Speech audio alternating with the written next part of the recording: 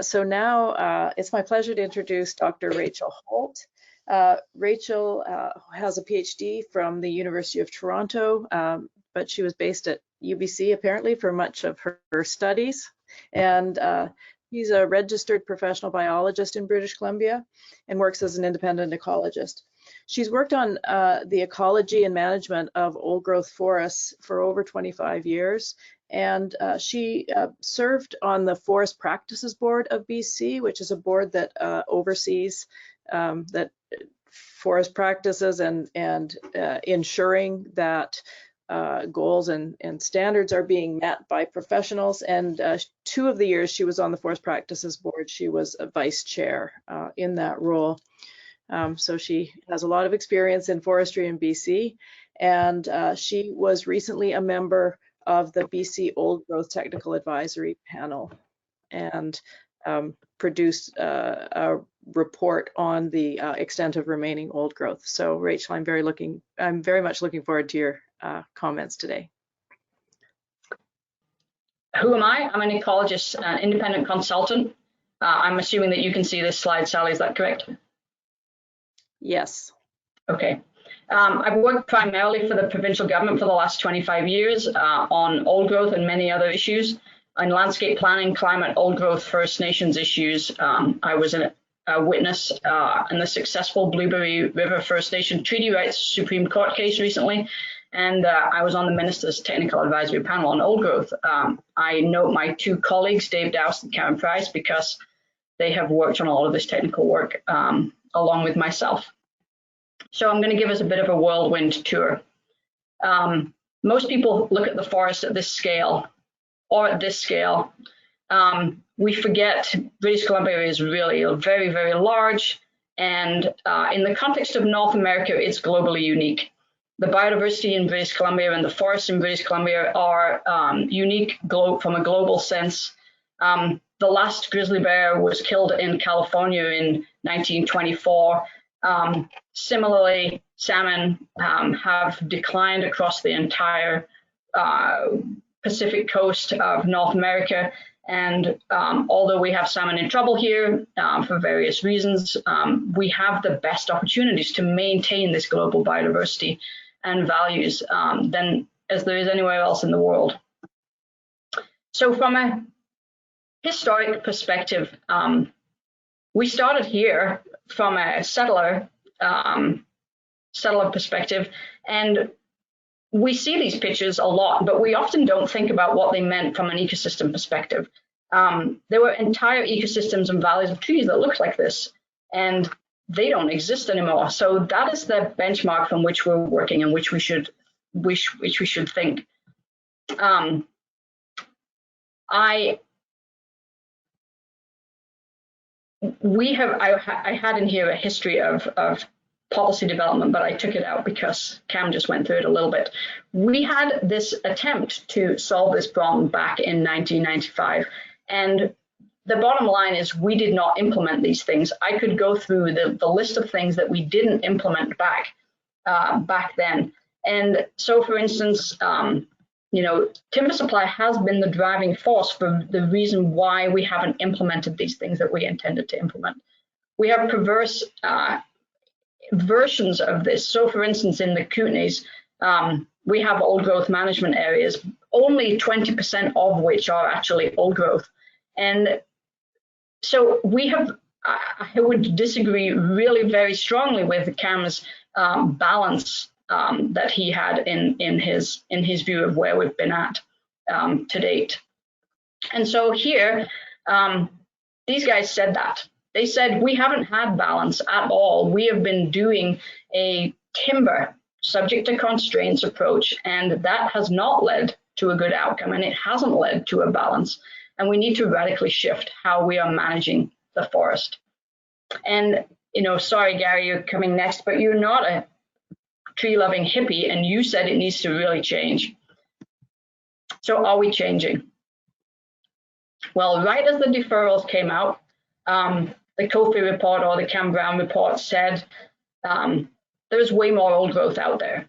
And we could have an entire workshop, and I actually think we should have an entire workshop on how much old growth there is and why this matters. But the intention of this report and what it actually says when you drill it down is the report says there isn't a problem in the forest. There's lots of old forest. It's protected in all these different ways. We're all good. So it wasn't really a buy-in to the concept that we needed to change. And since that time, in the work that I do, I have watched as industry and industry lobby has put significant effort into undermining the attempt to change out there.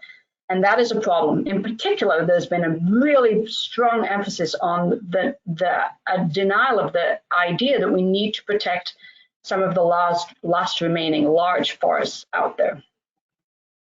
So that report was in response to our report, which we published and is available on my website and also as a peer-reviewed paper. The key things that we said in our report, the key messages were this. We have to stop combining and that's supposed to say different types of old growth into one large number. Because forests are really different and they have different ecological functions, structures, carbon storage, they are very different. So when you see a big number, it's meaningless. We said the largest trees in almost every ecosystem across the province have been heavily impacted, and the remaining large forests are at very high risk. And so a cost filter analysis, as Cam just showed us on his slides, is totally meaningless. To take a biogeoclimatic variant and say there's this much old growth remaining completely swamps out the effects of how we have harvested the land base. And so that is the old school and the way of looking at the forest. And we need to shift that and not do that anymore. That's what we said. And there is very little left of the original large structured forest out there. And the vast majority of the remaining old is small structured and at low risk. Failure to take these messages into account will result in failure to properly manage the remaining forests of British Columbia. That is basically what we said. And it is very true that the 3% number got way more airtime than we ever imagined. And it's probably not 3, but it may be 5, and it may be 7, but it's not 30.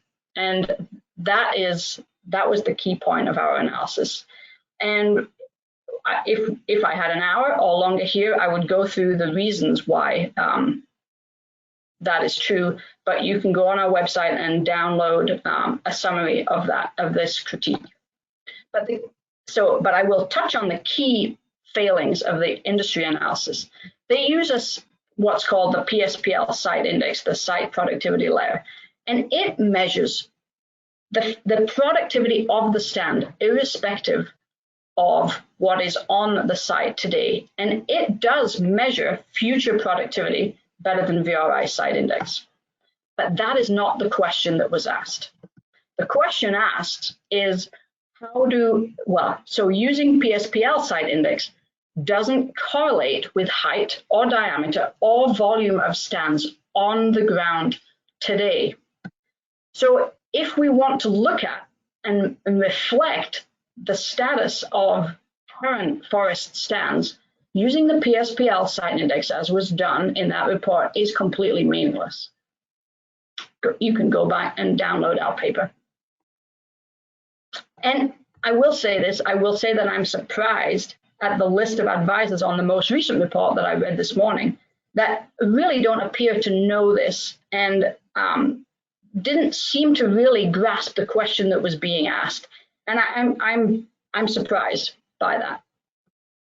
So I will just show this little summary of how we think this works. And we're not standing by the notion of site index being an answer, but this is reflective of what we think the forest looks like. So if you take TFL 44 and you break it down into the age class of the forest, this is the kind of meaningless number, in my view, that doesn't help us. So around 26% of the forest is old. Historically, around 82% of that forest would have been old. The CWH VM1 is the largest unit in that, so I'm just going to focus in there. And if we look at the breakdown of cell stage by site index groups, VRI site index, from the smallest, the least productive, but these are the smallest trees on this land base and the largest trees are over here. If we break it down and look at how much old remains in each of those buckets, in the small end, we have around 30% old. We have large numbers in the low productivity sites. This is the non-timber harvesting land base, the stuff that you didn't harvest already. That's why there's lots of old, somewhat approximating how much would be there naturally. But as you move into the more productive sites, you get less and less old forest remaining. And it's this that gets missed when we combine information and lump it together and say there's lots of old growth remaining. If you repeat that analysis with tree size, you get very much the same pattern. We have a high percent remaining of old forest in places with small trees, and we have a low or very low percent of old forest remaining in places with large trees. And of course, to do this analysis right, you actually have to consider that you've already lost a significant proportion of the biggest trees. The reason why you use site index in the first case was because you can't do this analysis based on tree size because you are missing information like this. If you look at the trees that are there today, we have to remember that there were a whole bunch of other trees that have disappeared from the pool of trees that we can analyze. And so you can't do a risk analysis based on tree size. Those are those ghost trees. This is all a bit of a red herring.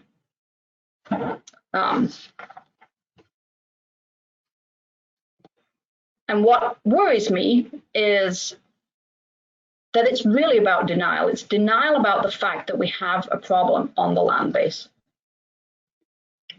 We've seen this before in industry, and frankly, I honestly think that we're seeing it again. And I think there's an awful lot of well-meaning folks who are trying to shed light on this issue, but in the big picture, I'm seeing a large amount of lobbying that actually is just trying to make this issue go away. So what are the barriers to move forward? I was going to title this slide "The Lack of Effective Policy," but I will retitle it and say we have a lack of intention to do it right. That's what we've seen. That's what I've seen in terms of implementation over the last 25 years of my career. And we could do resilience planning. It's what the OGSR tells us to do. They have told us how to do this right. But instead, what we're seeing in response is a lot of denial about the fact that there's actually a problem. We've seen very little movement on the recommendations in the OGSR. We've seen an awful lot of fighting about the thing that was supposed to just create space and allow us to move forward. And in fact, we need to do a whole bunch of work, and that hasn't happened yet. I believe that almost any tool could work going forward if we decide to implement it correctly, but so far, we haven't seen that. Some of you may know I've been heavily involved working for the nation directly and as a witness in the Supreme Court case for the Blueberry River First Nation. If you want a good read on how we failed to manage the land well in BC, it goes through a large number of these issues: failure to assess and manage for cumulative effects, failure to consider treaty rights and maintain a healthy, stable environment and ecosystem to maintain those rights. And I see a great deal of the similar rhetoric happening. This is just one of the findings from the court case, the stubbornly staying the course approach that we have tended to go with in the province.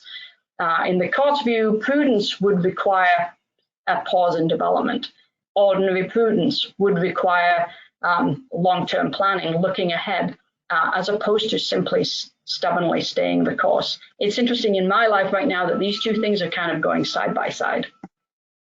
So what are the key fallacies? Well, combining different types of old growth into large numbers and conflating the THLB, the timber harvesting land base, with the non-THLB. When you see statements like this, they are combining forests that look like forests on the left with forests on the right, and this is meaningless. This is what we were trying to bring attention to in our report. Any study that suggests that the non-timber harvesting land base is ecologically equivalent to the timber harvesting land base is highly misleading. we have to move away from this. There is a reason why areas haven't been harvested, and it's because they have different forests in them. And not to say that one is better or worse than the other, but one is at high risk and the other is at much lower risk. The next fallacy, and the thing that's got us there, is we've had policies that drive our protection into areas that are not at risk, i.e. saving the part of the forest that you weren't going to log. The timber supply caps got us to this state, and without unduly reducing the timber supply of the province, that legal direction got us here. We have an unrepresentative protected areas system in BC. There's 15% protected overall, 45% of the alpine, however, and most lower elevation ecosystems have less than 5%. And in fact, most of them have less than 1% actually protected. So we are extremely unbalanced in our basic status in the province. And we've seen this also with implementation of the deferrals in some places.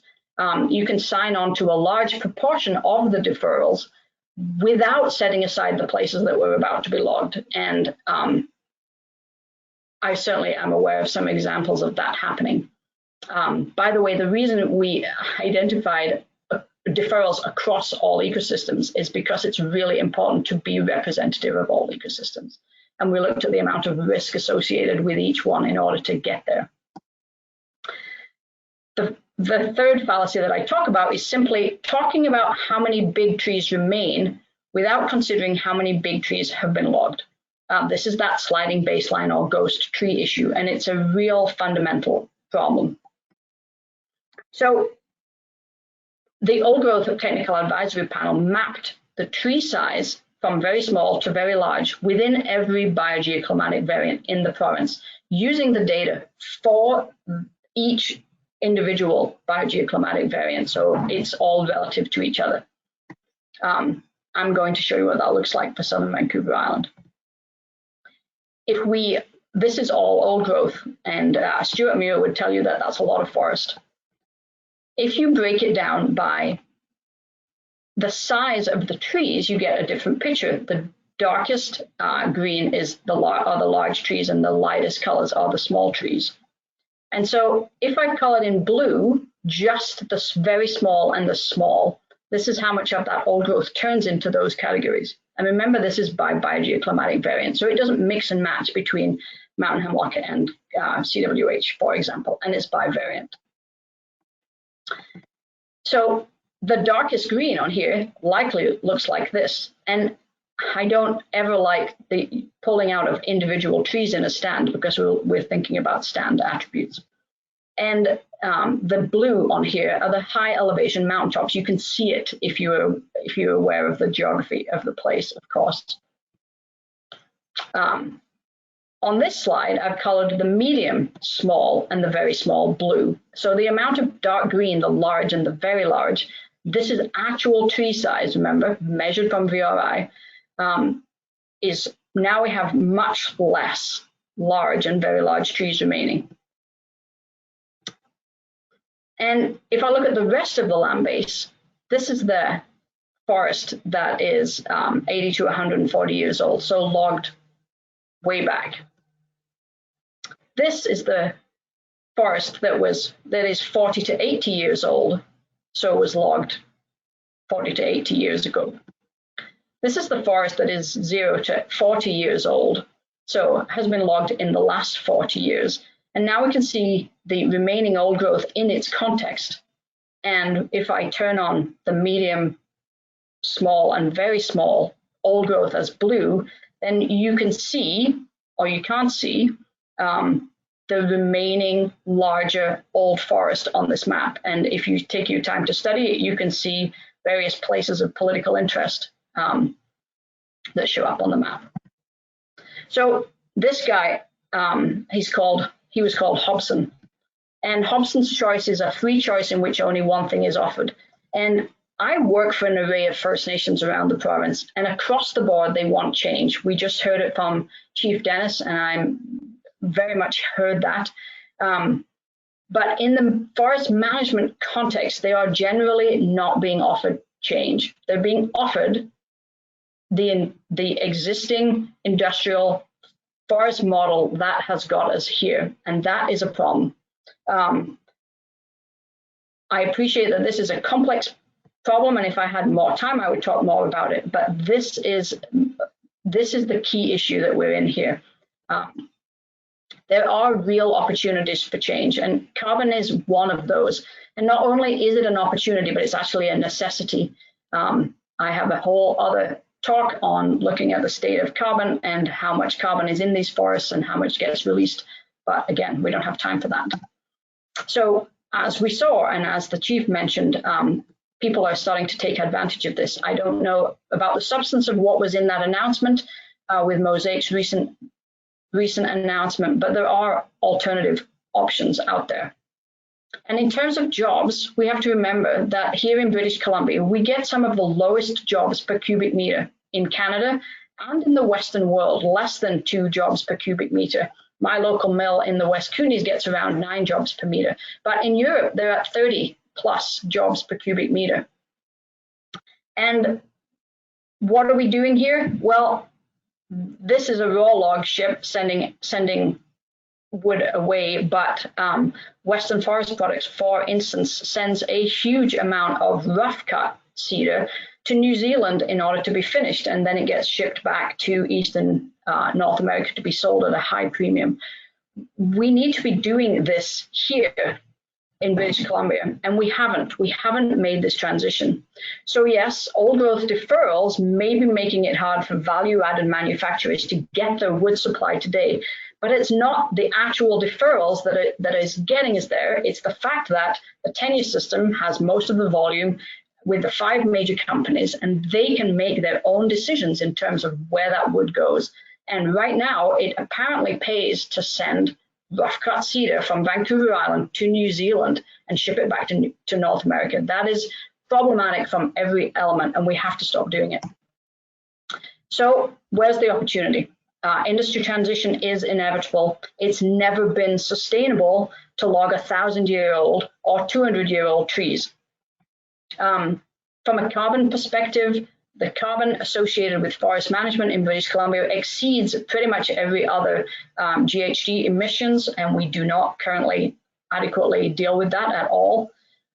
We need leadership on carbon tourism on the alternative economies, and managing for ecosystem health does take care of most of these values. And the thing that worries me most is if we are in denial modes, then no rules will ever solve these problems. So what are my calls to action? Well, first of all, within the government, I would make sure those who are in charge of the paradigm shift actually believe in the paradigm shift. That should be step 1. We actually have to implement the OGSR recommendations. We need to guarantee a significant proportion of the province's volume to the value-added community so that we can actually move the transition that we talked about in the 80s through to reality today, so that the chief and other communities around the province actually get their jobs for the trees that are harvested. We have to make sure that it doesn't pay to ship raw or rough sawn logs out of the province. We have to stop playing games with numbers. It's endless, and we won't get anywhere if we do that. We've heard it a lot around the amount of old growth, and we've heard it hugely around the economics of what's happening in the province right now. And we have to ensure that the forest policy of BC actually reflects their apparent strong commitment to climate needs. This is relevant to the pellets, it's relevant to old growth, and it's relevant to counting carbon on a relevant time frame. So which way are we going? Well, I read something this morning where Chief Dennis said this: it is time to move past a battle of numbers. We have to move forward, absolutely, and I think we're on page with that. But what concerns me is if we still have signs on the side of the road that say this, then we are missing the point on the values of these forests and how variable and different they are and how to manage them properly. We will not get to a positive place if we cannot get on the same page about the risks and the values associated with British Columbia's old growth forests. Thank you.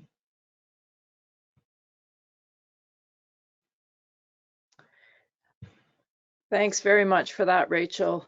a lot of information, and also a very strong call for the need for a big paradigm shift that people making that call believe in. I think that's a really important point.